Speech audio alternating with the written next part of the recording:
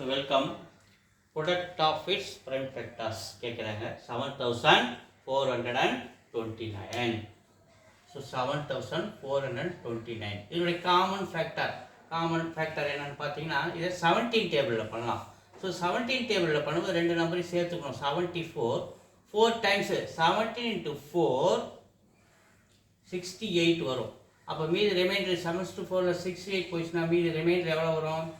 மீதி 6. ஓகேவா? மீதி ரிமைண்டர் 6. பக்கத்தில் இருக்கிற இந்த 2 போட்டுவோம். அப்போ 62 இருக்கிறாரு. அப்போ 3 டைம்ஸு 17 into 3 எவ்வளோ வரும்? 51. 51 போச்சுன்னா மீதி ரிமைண்டர் 11. ஸோ 11 போடுவோம். லாஸ்ட் என்ன இருக்குது? 9 இருக்குது. 119.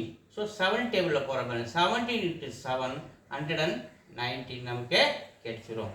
சரி, அடுத்து இதை 437 இது எந்த டேபிளில் பண்ணலாம்னா 19 டேபிளில் பண்ணலாம். பாருங்கள், 19 into 2 38.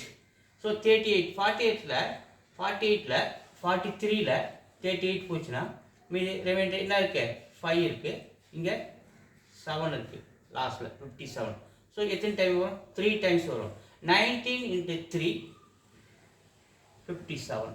ஓகேவா? 23. ஸோ இதான் இதனுடைய ரிசல்ட்டு. எடுத்து எதில் பாருங்கள், 7429 is equal to 17 into 19 into 23. இதான் இதனுடைய ப்ரைம் ஃபேக்டர்ஸ். தேங்க்யூ.